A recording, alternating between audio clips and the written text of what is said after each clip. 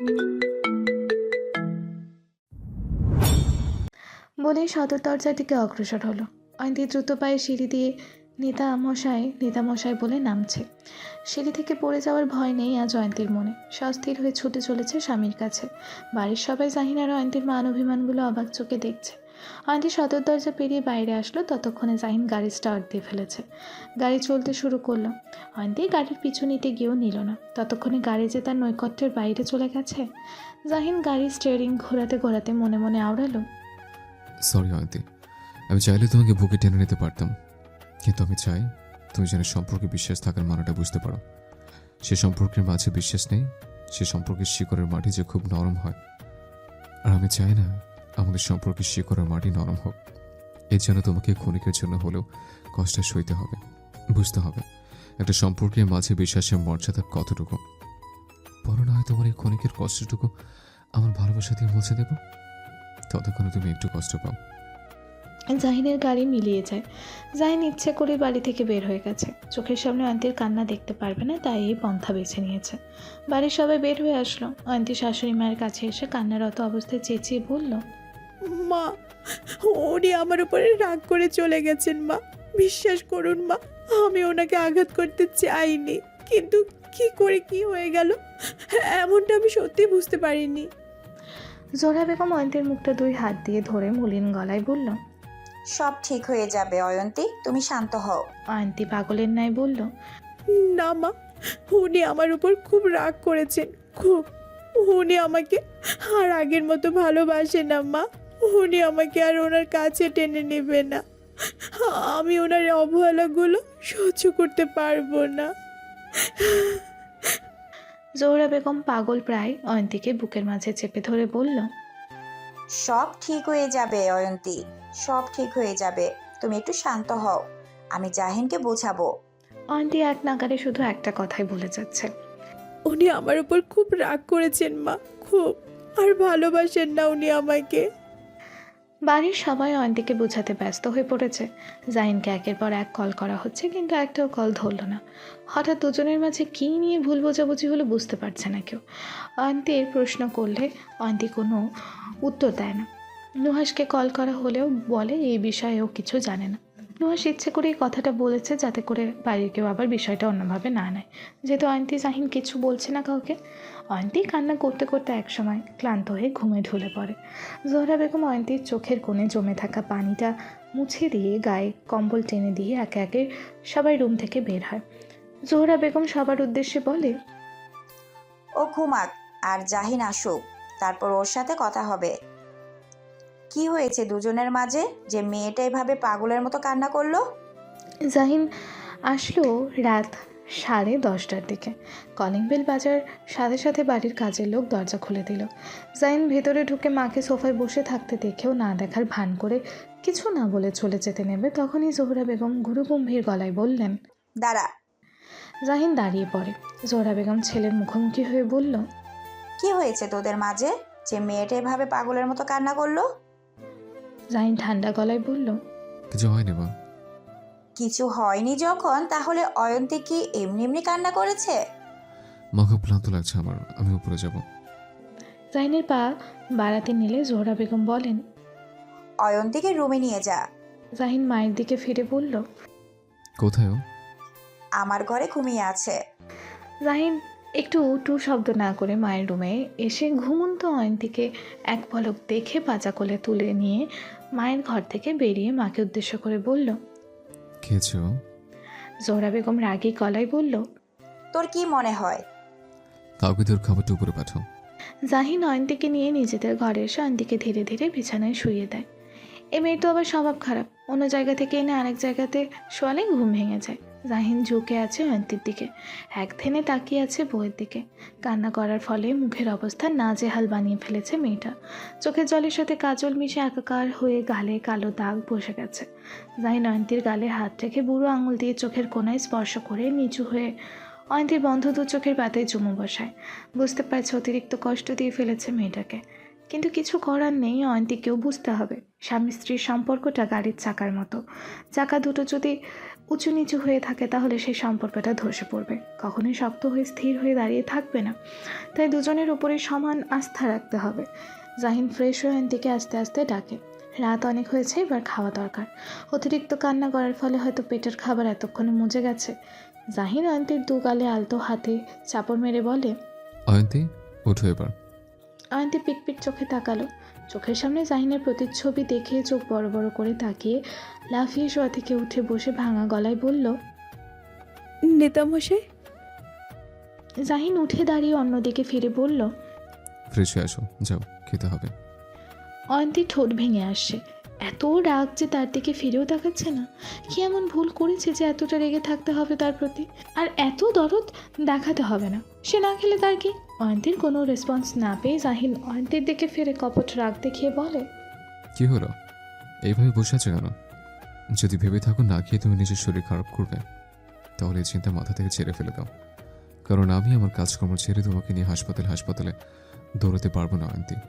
অয়ন্তী মুখ ঘুরিয়ে নিয়ে বলল, আমার খিদে নেই, খাবো না আমি। কিন্তু অয়ন্তীর পেটে ইঁদুর দৌড়াচ্ছে। দুপুরে খেয়েছিল, এরপর আর কিছুই খাওয়া হয়নি, পানি ছাড়া। জাহিন দীর্ঘ নিঃশ্বাস ছাড়ল। এই মেয়ে তো উল্টো তার উপরে ছুরি ঘোরাচ্ছে। জাহিন অয়ন্তীকে পাচা গলা তুলে নিয়ে কঠিন গলায় বলল, ফ্রেশ হওয়ার দরকার নেই, এইভাবেই খাবে তুমি। অয়ন্তী ছটফট করতে করতে বলল, বলছি তো আমি খাবো না। জাহিন অয়ন্তীকে এনে সোফায় বসিয়ে খাবারের প্লেটটা এগিয়ে দিয়ে বলল। নাও, খাওয়া শুরু করো। অয়ন্তী অন্যদিকে মুখ ঘুরিয়ে রেখেছে, যার অর্থ সে খাবে না। জাহিন তা দেখে বলল, কি হলো? খাওয়া শুরু করো। বলছি তো আমি খাবো না।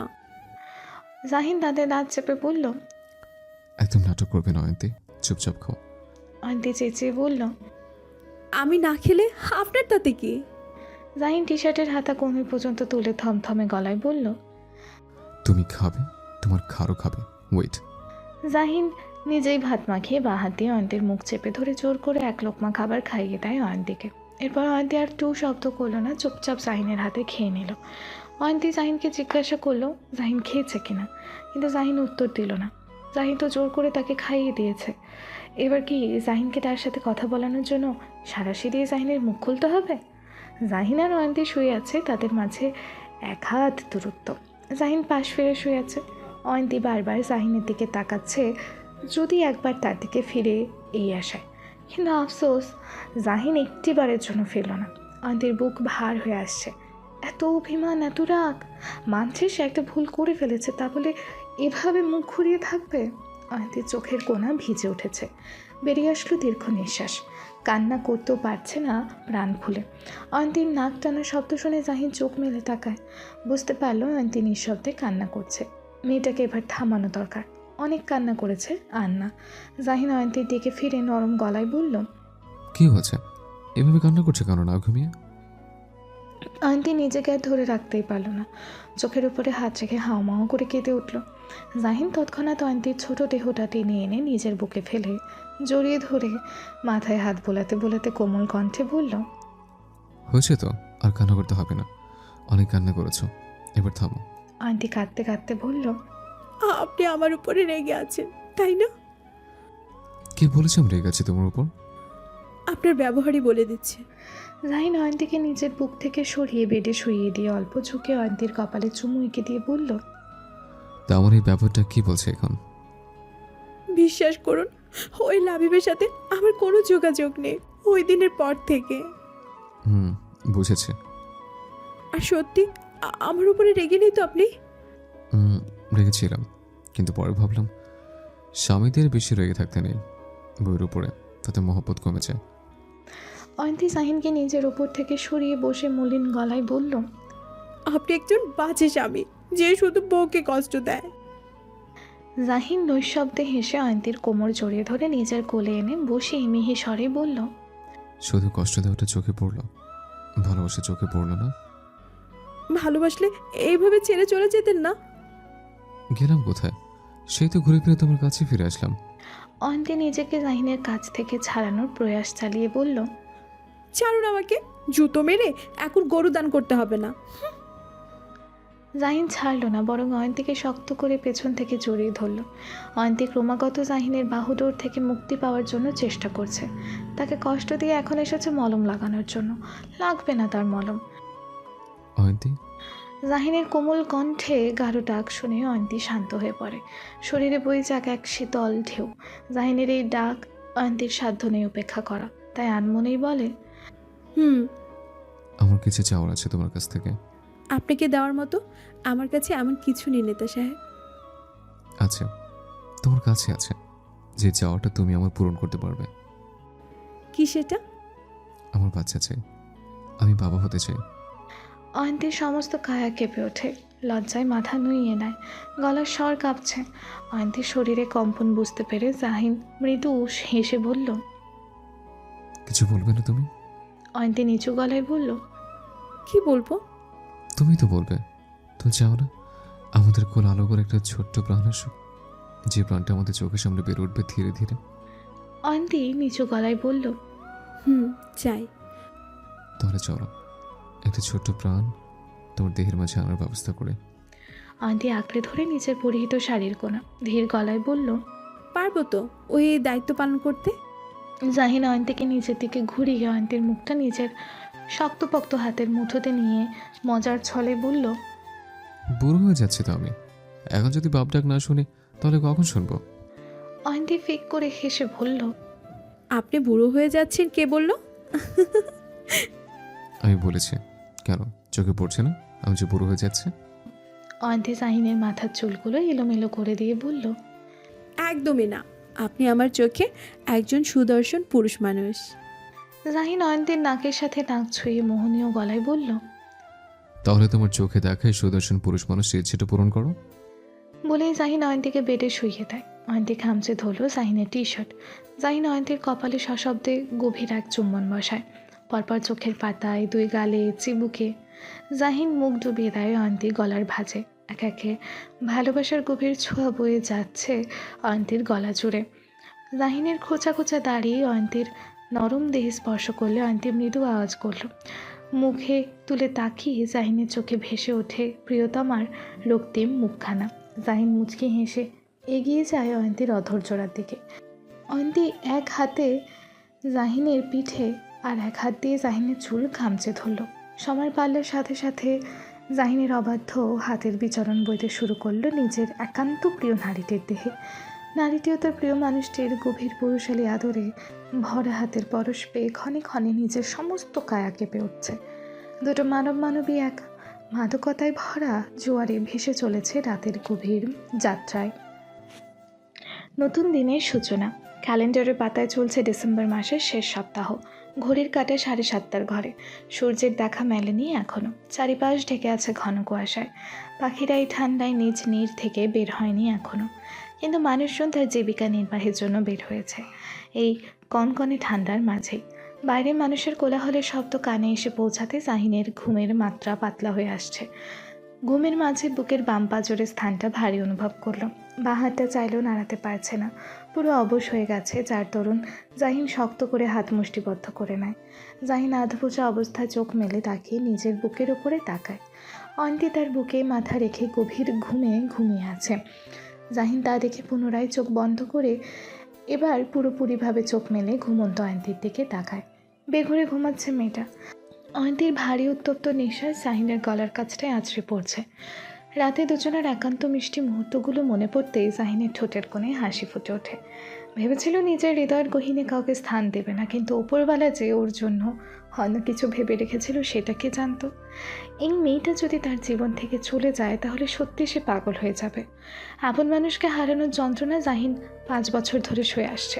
এখন যদি এই যন্ত্রণা আবারও তাজা হয়ে ওঠে তাহলে সেটা সইতে পারবে কিনা সন্দেহ আছে। জাহিন বাহারটা অয়ন্তীর ঘাড়ের নিচ থেকে সরিয়ে নিয়ে আসতে চাইলেই অয়ন্তী নিজের গুটিয়ে নিয়ে আষ্টে পৃষ্ঠে জড়িয়ে ধরে জাহিনকে।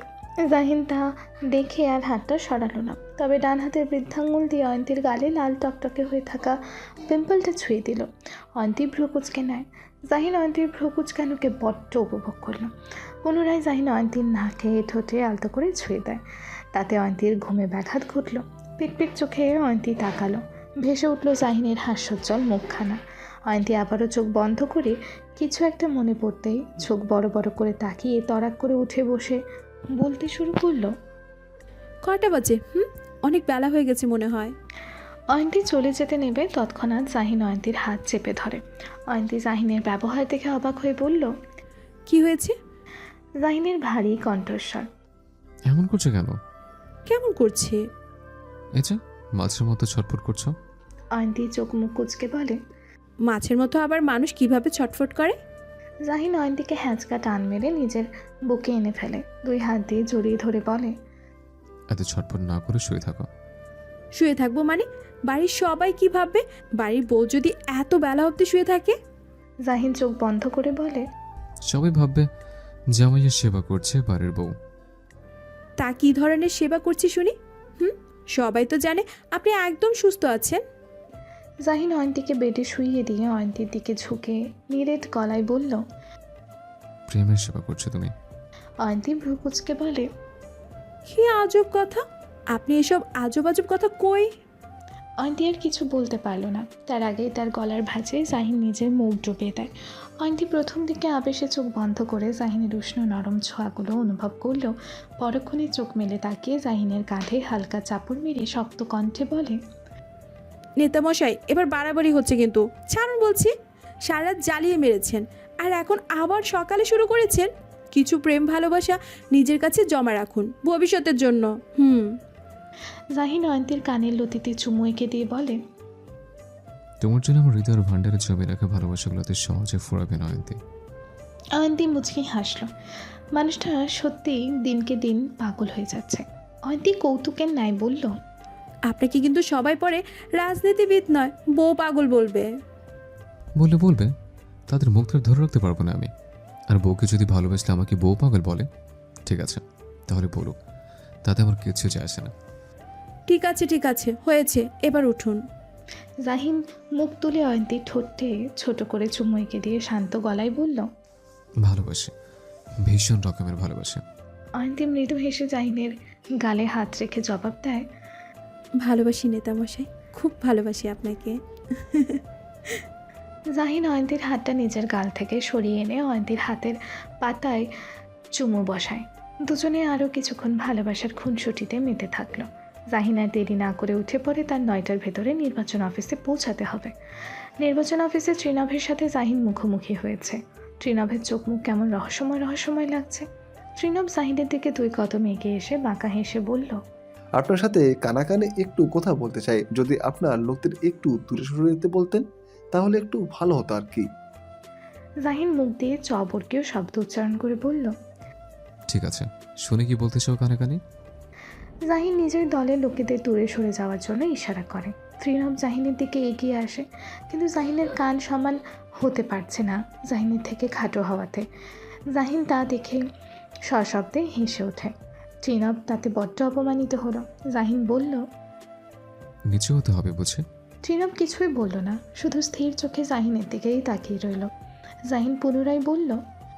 দেখলে তো, আমার সমসাময়িক হতে হলে তোমাকে কতটা কষ্ট করতে হবে। তবে আজ তোমাকে দেখে বুঝতে পারলাম খাটো মানুষদের মস্তিষ্ক সত্যি কুটনি বুদ্ধি দিয়ে ভরপুর। ত্রিনভ নিঃশব্দে হেসে বলল। যাক, কেউ তো আমার কূটনীতির প্রশংসা করছে।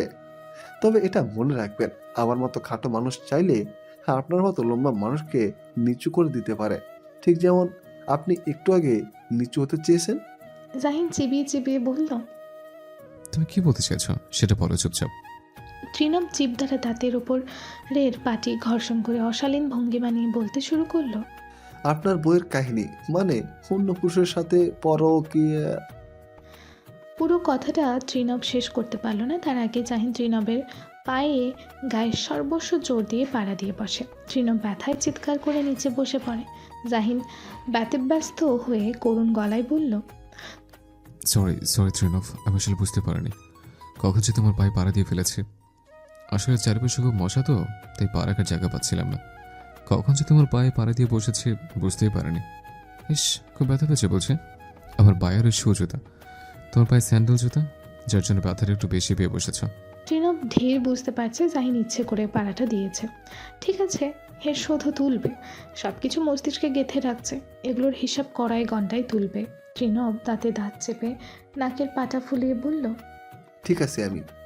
জাহিন খোঁচা দিয়ে বলল। আমি জানি তো তুমি ঠিক আছো, কারণ তুমি স্ট্রং বয়।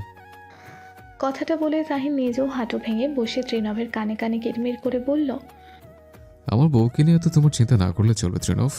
আমার বউয়ের জন্য আমি আছি, তাই তোমাকে কষ্ট করে আমার কানে আমার বউয়ের সম্পর্কে বিষ না ঢাললেও চলবে। রাজনীতিতে বিষ ঢেলে যাচ্ছ ঢেলে যাও, কিন্তু আমার দাম্পত্য জীবনে তুমি তোমার বিষ ঢালবে আর সেই বিষ আমি গ্রহণ করব, তাহলে তুমি ভুল ভাবছো। তাই নিজের সীমার ভেতরেই থাকো, সীমা লঙ্ঘন করো না। কথাগুলো বলে জাহিন সরে এসে অপরাধী ভাব ধরে বলে, ইস, কতটা ব্যথা পেয়েছে, একদম লাল হয়ে গেছে।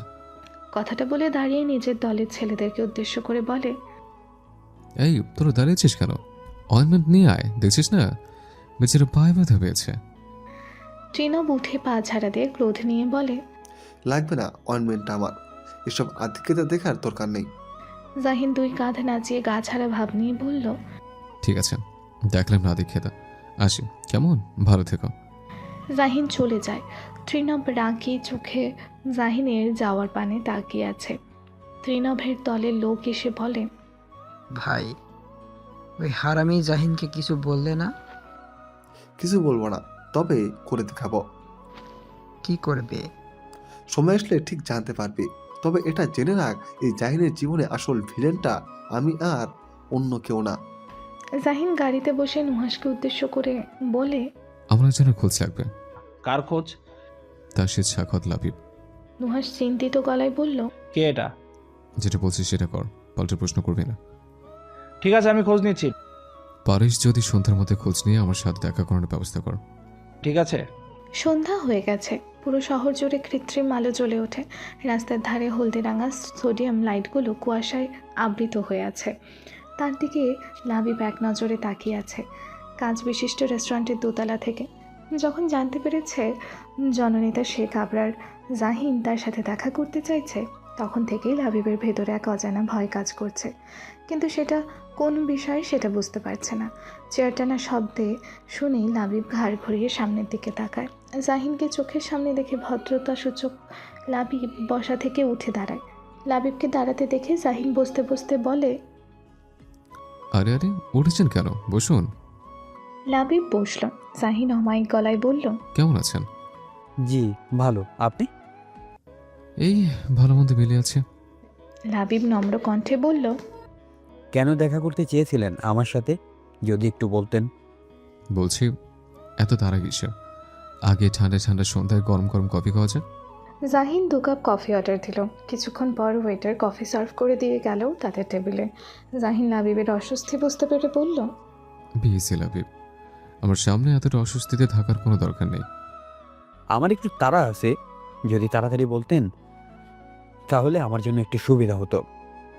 জাহিন কফির কাপে চুমুক দিয়ে গম্ভীর কণ্ঠে বলল, আপনি নিশ্চয়ই বুঝতে পারছেন আমি কি বলতে চাইছি। তার বড় মুখের ভাষা বলছে, অয়ন্তের কাছ থেকে দূরে থাকেন লাবিব। মানে? আমি জানি আপনার সাথে অয়ন্তের বিয়ে হওয়ার কথা ছিল, কিন্তু কোনো এক কারণে বিয়ের দিন বিয়েটা হয়নি। বিয়েটা কেন হয়নি সে অতীত আমি জানতে চাই না, শুধু এটুকু আমি বলবো, আপনিও অয়ন্তের কাছ থেকে দূরে থাকবেন। লাবিব ধীর গলায় বলল। আমি অয়ন্তীর কাছ থেকে দূরেই আছি। জাহিন তপ্ত নিঃশ্বাস ছেড়ে বলল, তাহলে ওই দিন শপিং মল অয়ন্তের কাছে এসেছিলেন কেন? ও পড়ে যাচ্ছিল, তাই ওকে ধরতে বাধ্য হয়েছি। তো আপনাকে বাধ্য হতে কে বলেছে? পড়ে যেত। লাবিব হতভম্ব হয়ে বলল, মানে আপনার স্ত্রী যদি পড়ে ব্যথা পেত তাহলে কি আপনি খুশি হতেন? অবশ্যই আমি খুশি হতাম না, কিন্তু এই কথাটা তো উঠতো না যে আমার স্ত্রীর চরিত্র খারাপ। মানে? মানাটা খুব সোজা। আপনার জন্য হয়তো আমার স্ত্রীর চরিত্র নিয়ে কথা উঠতে পড়তো। অয়ন্তী এটা কখনো সাধারণ মেয়ে নয়। পুরো শহর ওকে চেনে শেখ আবরার জাহিনের স্ত্রী হিসেবে। তার স্ত্রীকে যদি অন্য কোনো পুরুষের কাছাকাছি দেখে তাহলে কি কথা উঠতে পারে সেটা নিশ্চয়ই আপনাকে বলে দিতে হবে না। লাবিব ঢের বুঝতে পারছে জাহিনের কথার মানে কি। সত্যি তো, অয়ন্তী এখন আর কোনো সাধারণ মেয়ে নয়। সবাই তাকে শেখ আবরার জাহিনের স্ত্রী হিসেবে চেনে। তার কাছে যাওয়াটা সত্যি ভুল হয়েছে, কিন্তু কাছে না গিয়েও তো কোনো উপায় ছিল না। ভালোবাসার মানুষটাকে কি এইভাবে মুখ থুবড়ে পড়ে যেতে দেখতো? লাবিবকে নীরব থাকতে দেখে জাহিন বলল, কি ভাবছেন? লাবিব দীর্ঘ নিঃশ্বাস ছেড়ে বলল, কিছু না, আমার জন্য অয়ন্তীর চরিত্রের কালি লাগবে না মিস্টার শেখ। আমি অয়ন্তীর সামনে কোনো দিনও পড়ব না, আর অয়ন্তীও হয়তো চায় না আবার আমাদের দেখা হোক, তাই আপনি নিশ্চিন্তে থাকুন। লাবিবের কথার ভাঁজে যে একটা চাপা কষ্ট লুকিয়ে আছে জাহিন বুঝতে পারছে। একতরফা ভালোবাসা জিনিসটা বড্ড ভয়ানক, না পারে গিলতে না পারে ফেলতে। জাহিন ভরাট কণ্ঠে বলল। ভালোবাসেন অয়ন্তীকে? লাবিব কথাটা শুনে মৃদু হেসে বলল। প্রশ্নের উত্তরটা না হয় অজানাই থাক, শুধু এইটা চাইবো অয়ন্তীকে সুখে রাখবেন, কোনো দুঃখ ওকে ছুতে দিবেন না প্লিজ। জাহিন শুধু মাথা নাড়িয়ে সায় দিল। লাবিব পুনরায় বলল। আপনাকে আমার একটা কথা বলার আছে, কি কথা? অয়ন্তীর কিডন্যাপিংয়ের বিষয় নিয়ে। জাহিন কপালে দুশ্চিন্তার বলি রেখা ফেলে বলে। কি জানেন? এত কিছু জানি না আমি, আসলে অয়ন্তীকে যারা কিডন্যাপ করেছিল তাদের থেকে আমি সরিয়ে নিয়েছিলাম ওকে। জাহিন অবিশ্বাস্য গলায় বলে। আপনি অয়ন্তীকে ওই পুরো বাড়ি থেকে নিয়ে গিয়েছিলেন? আর ভেবেছিলাম ওকে আপনার কাছে সুস্থভাবে পৌঁছে দিব, কিন্তু আমি গাড়ি পার্ক করে ওর জন্য খাবার আনতে গিয়েছিলাম, এসে দেখি ও আমার কাছ থেকে পালিয়ে গেছে। তারপর যখন ওকে খুঁজে বেড়ালাম, কিছু দূর যাওয়ার পরে দেখি আপনি পেয়ে গেছেন অয়ন্তীকে। যাই হোক, আমার জন্য আপনাদের সাংসারিক জীবনে কোনো প্রভাব পড়বে না, আমি নিজেকে আড়াল করে রাখলাম। ধন্যবাদ, আপনার জন্য আজ অয়ন্তীকে আমার জীবনে পেয়েছে। যদি ওই দিন আপনি অয়ন্তীকে বিয়ে করতে আসতেন তাহলে হয়তো আপনি আমার জায়গাটায় থাকতেন। আমার ভাগ্যে ছিল না অয়ন্তী, ও আপনার ভাগ্যেই ছিল। জাহিন কিছু বলতে নেবে তখনই ফোন বেজে ওঠে। ফোনে আসছি বলে লাবিবকে বলে। আমাকে যেতে হবে, অন্য কোনো একদিন জমে থাকা কথাগুলো বলা হবে। জাহিন লাবিবের সাথে হ্যান্ডশেক করে বিদায় নিল। লাবিব প্যান্টের পকেট থেকে একটা ঘড়ি বের করলো, যেটা অয়ন্তী জাহিনের জন্য কিনেছিল ওই দিন। লাবিব ভেবেছিল জাহিনকে ঘড়িটা ফেরত দেবে, কিন্তু পরে ভাবলো ভালোবাসার মানুষটার পছন্দের একটা জিনিস তার কাছে রইলে ক্ষতি কি। লাবিব ঘড়িটার পানে তাকিয়ে কাতর গলায় বিড়বিড় করে বলল। এই জন্মে তোমাকে পেয়েও আমার পাওয়া হলো না অয়ন্তী, যদি পরজন্ম বলে কিছু হয়ে থাকে তাহলে তোমাকে যেন আমি পাই অয়ন্তী। শারাফ নির্বাচনের চিঠি হাতে পেয়েছে, তবে এখনো পর্যন্ত ও চিঠিটা খাম থেকে খুলে দেখেনি কোথায় ডিউটি পড়েছে তার। থানা থেকে বাসায় এসে বিছানার উপরে চিঠির খামটা রেখে গা থেকে ইউনিফর্ম খুলে সোজা ওয়াশরুমে চলে যায়। ফ্রেশ হয়ে বেডের উপরে বসে আর 3 দিন পরেই নির্বাচন। হাত বাড়িয়ে খাম থেকে চিঠিটা বের করলো। চিঠির ভাঁজ খুলে পুরো চিঠিতে নজর বোলাতে শরফের চোখ কপালে। সন্ধ্যাপুরে 1 নম্বর কেন্দ্রে তার ডিউটি পড়েছে। সারাফ বসা থেকে উঠে উত্তেজিত হয়ে বলল। কি সন্ধ্যাপুরে আমার ডিউটি পড়েছে? যেখানে লিজার গ্রামের বাড়ি সেখানে। সারাফ সারা ঘরময় জুড়ে পায়চারি করতে করতে বলল। আচ্ছা, সন্ধ্যাপুরে তো 2টা কেন্দ্র, এখন যেই কেন্দ্রটা আমার আন্ডারে, লিজা কি সেই কেন্দ্রে আসবে ভোট দিতে নাকি অন্য কেন্দ্রে ভোট দিতে যাবে? সারাফ মাথাটা উপরে তুলে বলল। হে আল্লাহ, লিজা যেন 1 নম্বর কেন্দ্রে আসে ভোট দিতে, ওকে শুধু 1 নম্বরে দেখতে চাই। সারাফের মাথায় বুদ্ধি খেলে গেল। লিজাকে কল করে জেনে নেওয়া যেতে পারে কথার ছলে ছলে লিজা কোন কেন্দ্রে এসে ভোট দেবে, কিন্তু মেয়েটা আজকাল তার কল ইগনোর করে। কল করলেই এক কথা, কে আপনি, কি আপনার পরিচয়, নাম কি ইত্যাদি। আরে এত পরিচয় জানার জন্য পাগল হওয়ার কি আছে? কদিন পর তো ঠিকই জানতে পারবে। সারাফ লিজার নাম্বারটা বের করে যেই কল দিতে যাবে তখনই আকস্মিক সারাফের ফোন বেজে ওঠে। নুহাস কল করেছে তাকে। নুয়াজ বল। নিচে নাম। সারাফ ভ্রুকুচকে বলল। নিচে নামবো মানে? তুই কই? তোর অ্যাপার্টমেন্টের নিচে দাঁড়িয়ে আছি। তাহলে উপরে আয়, নিচে কি করেছো? না, তুই নিচে নাম, দরকার আছে। এখন ঠিক আছে, 5 মিনিট সময় দে, আসছি। সারাফ শীতের জ্যাকেট গলায় মাফলার ঝুলিয়ে পায়ে ক্যাচ পরে অ্যাপার্টমেন্টের নিচে নামে। নিচে নেমে দেখে নুহাস বাইকের সাথে হেলান দিয়ে দাঁড়িয়ে আছে। সারাফ এগিয়ে এসে প্রশ্ন করল। কি হয়েছে এত জরুরি তলব? নুহাস বাইকে বসে বাইক স্টার্ট দিয়ে বলল। উঠে বস। সারাফ নাক মুখ কুচকে বলল। শালা বাইক নিয়ে এসেছিস কেন এই শীতের মাঝে? এমনিতেই ঠান্ডা হওয়া, তার উপরে বাইক চালালে ঠান্ডা বাতাসে তো মরে যাব। এই ঠান্ডায় মরবি না, তাই চুপচাপ উঠে বস। কই যাব? আগে উঠে দেখতেই পাবি কই যাব। সারাফ বাইকে উঠতে উঠতে বলল। তোর যন্ত্রণাটা। বাইক এসে থামলো ছোটোখাটো একটা কফি শপে। সারাফ বাইক থেকে নেমে 2 হাত একসাথে ঘর্ষণ করতে করতে বলল। ভাই জমে গেছি রে ঠান্ডায়। নুহাস বাইকে ঘাড় লক করে বলল। বুঝলাম না তুই এমন করছিস কেন? না হলে যে রাতের পর রাত এই শীতে রাস্তার পাশে দাঁড়িয়ে ডিউটি করিস তখন ঠান্ডা লাগে না? তখন তো হাতে টাকা পড়া একটা গরম থাকে, তাই ঠান্ডাটা ঠিক গায়ে লাগে না। নুহাস মাথা নাড়াতে নাড়াতে বলল। টাকার গরম না? হো টাকার গরম, এবার ভেতরে চল, ঠান্ডায় জমে যাচ্ছি। Nuhash 2 cup black coffee order করলে সারাফ বাধা দিয়ে বলল, 2 কাপে হবে না, 3 কাপ দিন। আমার 2 কাপ, ওর 1 কাপ। ওয়েটার অর্ডার নিয়ে চলে যায়। নুহাশ অবাক হয়ে বলল, বুঝলাম না, তোর জন্য 2 কাপ কেন? আমার ঠান্ডা বেশি লেগেছে তাই। নুহাশ নাক কুচকে বলল, আর কত ঢং ধরবি তুই?